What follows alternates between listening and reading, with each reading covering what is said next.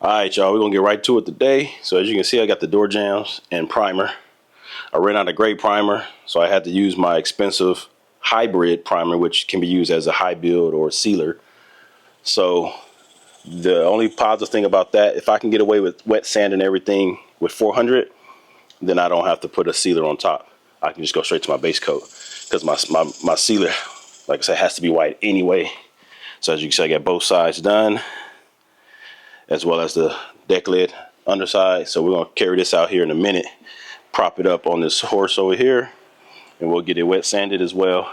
The only area that I'm gonna guide coat is this section right here, because it's the only really flat area. It's big, and it's the only part that you're gonna see when you pop the trunk. The tail light actually comes out to about right here, the housing, and then all this bottom part is covered by the bumper anyway. So once I get done wet sanding, I'm gonna do the hinges as well.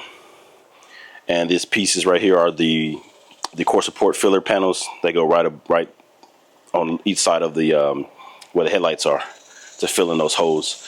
Those were bare steel, so I went ahead and epoxy those while I did the jambs. So, but once I get done wet sanding, I need to reapply some seam sealer, because I took off a lot of seam sealer that was cracking, like this down here. Some of this didn't come out, but there was rust down here, so I had to clean all that rust and treat it. But I removed all the seam sealer, and that's what revealed that rust. So I'm gonna apply the seam sealer after I wet sand everything to that side or that section, as well as when I'm gonna re-seam seal this right here, because I took all that seam seal off. There was rust all over here. So, and then once I finish wet sanding, I will put the hinges on both sides. I'm gonna hang the door, get the hinges adjusted for this part, take the door back off, so then I can seam seal around the hinge, because like I said, all this was rusted, surface rusted, because water was getting down in there between the two pieces of metal. And it looked like the hinges weren't even painted on the backside from the factory, so it was basically metal to metal, and then a little bit of water got in there and caused that rust. So that's the goal for today: get everything wet sanded, and then that way I can apply the seam sealer. And like I said, if I can get away with wet sanding everything with 400, which is what I have right here, then I can just go straight to base coat, and I won't have to spray sealer on there. If I start to cut through in certain areas, which I shouldn't because I've got the epoxy on there, I do have some 320, because the sealer that I'm using requires a 320 scratch. So I'm gonna try to get away with 400. That way I can just go straight to base coat and not have to apply more seam sealer, because like I said, I ran out of regular gray high build primer. So this primer here is it has 3 mixing ratios. You can use it as a high build, medium build primer, or a sealer, not seam sealer, as a sealer. So I mixed it as a high build because I didn't have any more gray. But this was actually the primer that I was going to mix as a sealer before I did my base coat. So enough gibber. Let me get to it. We're going to go ahead and get sand. I'm going to move the deck lid out, and we're going to go ahead and get started.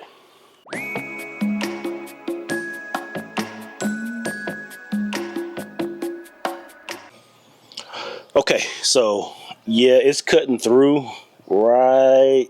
Like I say, the primer underneath the epoxy is dark gray, so it's cutting through right here. I don't know if you can see that. So, and that's with 400. So if I continue going with the 400, I'm gonna have a bunch of burn throughs, and my base, my substrate won't be one solid color. So I'm gonna go ahead and switch over to 320. We'll just finish it up with 320, and then I'll just plan on shooting sealer before I apply my base coat. Otherwise my pearl is going to be off. So we'll go get back started, but I'm gonna switch this up. Like, I'm using this, it's a rigid block, door block with this 400, but I'm gonna go ahead and grab my 320 and finish up with that. All right, so we're just gonna continue with the 320. The only reason I was trying to use 400 is because with 400 you can go straight to base coat, but in my case, since I'm doing a pearl paint job and my base coat has to be white, well, the sealer has to be white, or the substrate, before you put the base coat. So if I have a bunch of burn throughs, it's not gonna, it might affect the overall finish or the color. So I switched to 320. We'll just go with that. No big deal. I have to get more primer anyway, because the outside of the car has to get sealed because it has gray primer. So I'll just probably end up getting like a half a gallon of sealer. We'll finish up the the job with that. I may get a gallon just to be safe. But the only reason I ended up using this sealer is because I ran out of the gray high build primer. So that's the reason I use this as a high build primer.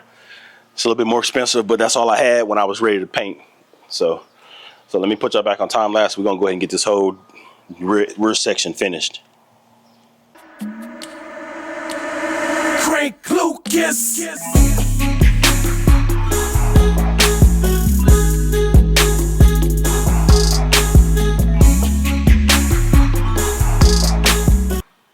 Just wanted to turn the time lapse off real quick. So like I say, most of this back section you're not gonna see, so I'm not gonna block it all. I can go ahead and just use, I'm sanding this by hand, plus this part right here ain't flat anyway, so it's hard to get this big block in there.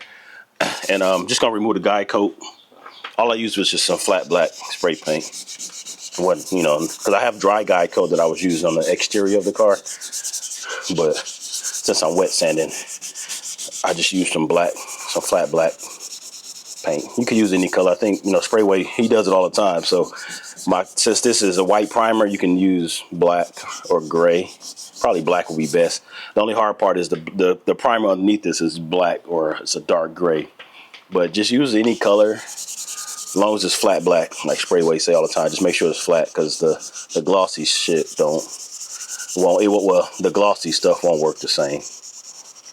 And then when I do the outside of the car, I'm gonna do the same way. I'm gonna flat black it when I guide coat the outside panels. So that's the goal for today. Get all of this wet sanded, and then I need to go ahead and order some more sealer because I don't have any more.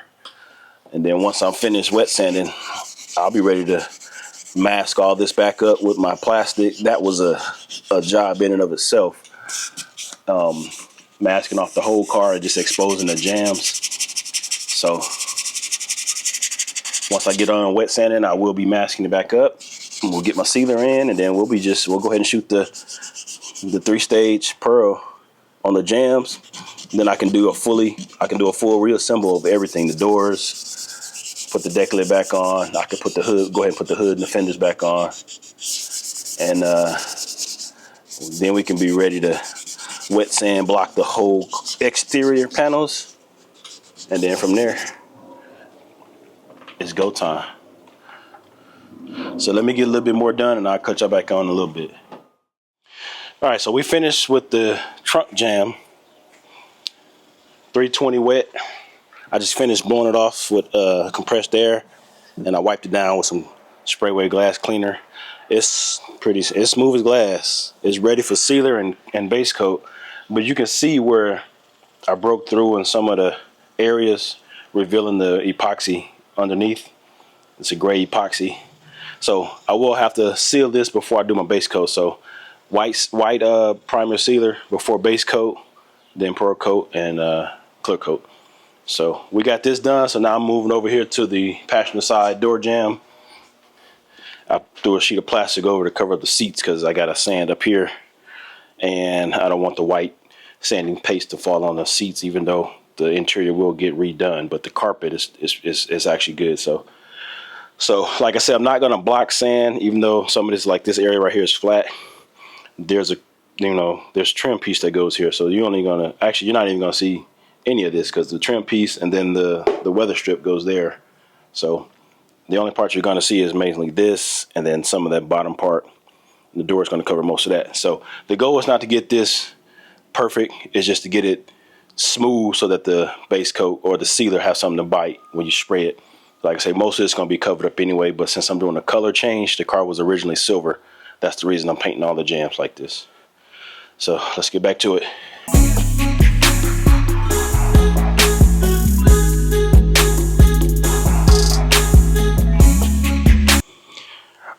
The camera died while I was sanding this side, so we got the passenger side jam all wet sanded 320.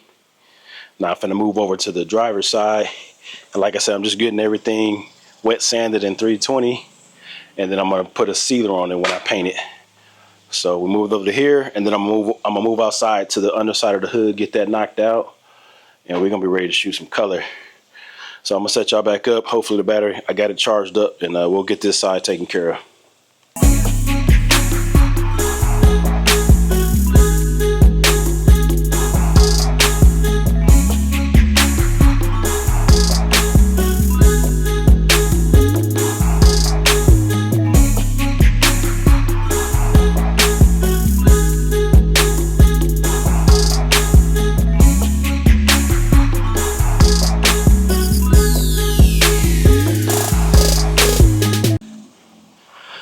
Okay, so the car is done. Finished wet sanding both jambs on the car, as well as the trunk jamb. So now I did this. This probably is the hardest part, just because of all the nooks and crannies. Like I said, you can't really use a block except for on some of the flat areas, but there's really no need to use a block because most of this is being covered up by trim and weather stripping. So anyway, that's done. So I got a fresh bucket of water. We're outside now. I'm finna do the underside of the hood. Like I say, 320. Put paper in the water. We go ahead and knock this down, and then, like I say, once this is done, I'll do the hinges off camera. That'll be the last piece I'm gonna do. Cause like I said, I'm gonna put the hinges on the car, hang the doors, adjust the hinges so that I can put the seam seal around the hinge and the cowl or A-pillar. Take the doors back off, and then I'll be ready to shoot color on the door. I mean on the jambs. So let's get this hood finished up.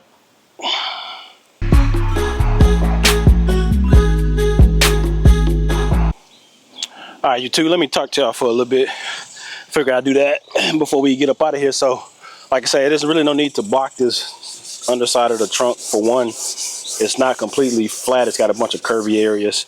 For two, you're not gonna see it unless the trunk is open. So you could probably still put guide cut on there, since it'll help you see where you haven't sanded. Because with it being white, this primer, it's kind of hard to tell without, you have to actually rub your hand on it. Whereas with that gray primer, it's a little bit darker, so when you start sanding, it gets lighter.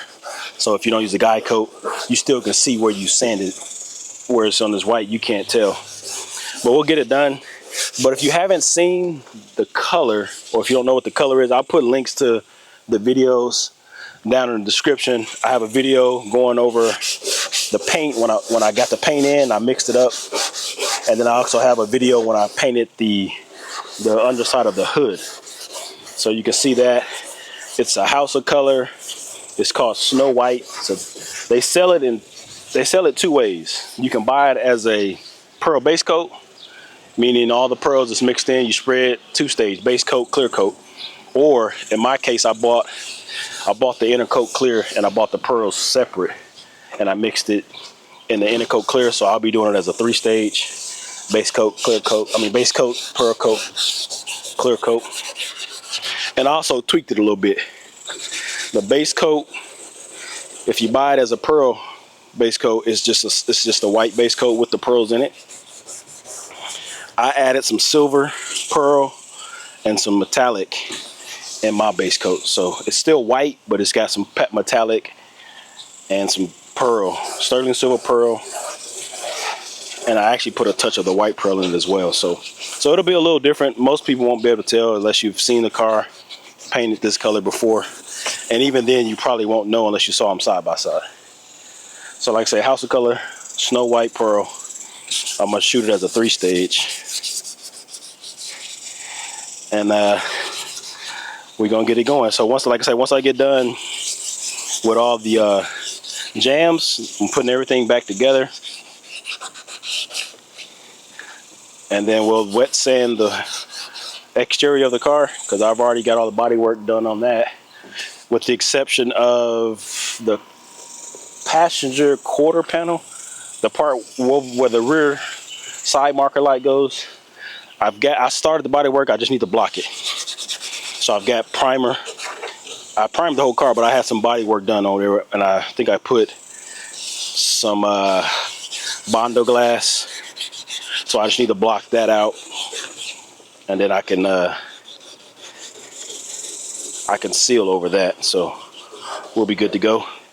We'll get the whole car blocked, and then we'll be ready to shoot this paint in the next week or so. Fingers crossed, if everything goes to plan. So I just wanted to holler at y'all about that, and we will see y'all on the next one.